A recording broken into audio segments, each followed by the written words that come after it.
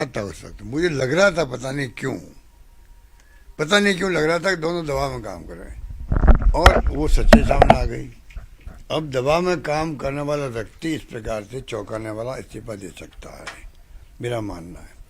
अब असली बात क्या हुई है वो तो आरएसएस जाने या बीजेपी वाले जाने, ये किसी को नहीं मालूम है। आरएसएस को मालूम होगा, प्रधानमंत्री को मालूम होगा, मेरे ख्याल से ज़्यादा तो मैं कह सकता हूँ दो को मालूम होगा कि किन कारणों से इस्तीफे हुए हैं। क्या बीजेपी में सब कुछ ठीक नहीं चल रहा? क्योंकि कल बीएससी की बैठक थी, जेपी नड्डा भाग नहीं लिया, उपराष्ट्रपति जी ने भी वहां पर बुलाया था उन लोगों को, आइए बात करिए, तो मंत्री, केंद्रीय मंत्री ही उनको तवज्जो नहीं दे रहे थे, नाराज। पता नहीं क्या हुआ है, चौंकाने वाली घटना की दिन भर हाउस चला है, उन्होंने भाग लिया है। कल जो बीएससी की मीटिंग होती है, जो प्रोग्राम तय होता है जो आप कह रहे हो आगे के लिए, वो मीटिंग भी हुई है, अचानक शाम को इस्तीफा हुआ है, तो चौंकाने वाली घटना ही। तो अब सच्चाई क्या है ये आने वाले वक्त मालूम पड़ेगा कि कोई बहुत बड़ा प्लान है क्या इनका, राजनीतिक तौर से कोई घटना चक्र चलाने का। ये तमाम बातें अभी तो बाहर आई नहीं है, पर दवा में रहे दोनों, ये मैं नोट कर रहा था और मैंने कहा था। हालांकि उसका खंडन किया उपराष्ट्रपति जी ने, और क्योंकि मेरे तो उनके परिवार से 50 साल के संबंध हैं, 50 साल किसे कहते हैं, वो खुद ही कहते थे बाहर, अभी भी कहा।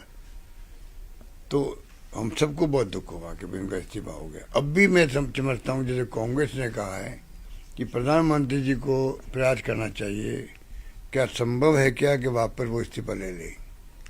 ये जयराम रमेश जो हमारे मिस्टर जयराम रमेश जो हमारे वो हैं मीडिया के महामंत्री एआईसीसी, उन्होंने भी ये कहा है कि प्रधानमंत्री को चाहिए कि एक प्रयास करे कि वापस इस्तीफा ले ले। सर, आपने जोधपुर में कहा था कि कुछ लोकसभा स्पीकर दबाव वगैरह में काम करें, कुछ और इस्तीफे भी हो सकते हैं आने वाले दिनों में, नाराजगी लोगों में। मुझे नहीं मालूम, मैं तो एक मेरा जो फीलिंग था, गट फीलिंग था कि दोनों के लिए मैंने कहा था, स्पीकर लोकसभा और चेयरमैन राज्यसभा, ये बात है। ठीक है।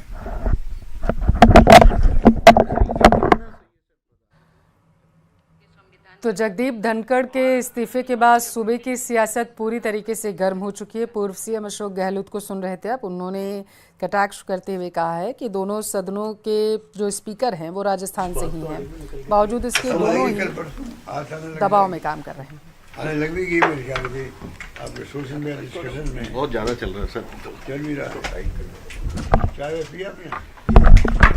चाय नहीं पिलाई है। तो दबाव में दोनों सदन के स्पीकर काम कर रहे हैं। खास करके जगदीप धनखड़ के लिए बोलते हुए नजर आए कि वो उनके पारिवारिक संबंध हमारे काफ़ी अच्छे रहे हैं, और जिस तरीके से उन्होंने इस्तीफा दिया तो ये चौंकाने वाला था, ये चौंकाने वाली घटना रही। उन्होंने कहा कि मैं स्तब्ध रह गया जैसे मैंने सुना कि उन्होंने इस्तीफा दे दिया। हालांकि स्वास्थ्य कांडों का हवाला जगदीप धनखड़ की तरफ से भले ही दिया गया है, लेकिन अशोक गहलोत कहते हुए नजर आए हैं कि उन्होंने दबाव में लगातार काम कर रहे थे, जिसकी वजह से कहीं ना कहीं उन्होंने ये फैसला लिया होगा। तो ये बड़ा बयान पूर्व सीएम की तरफ से यहाँ पर दिया गया है। आपकी जानकारी के लिए आपको बताते चले कि बीती रात तब हड़कंप मच गया था जब पता चला कि जगदीप धनखड़ ने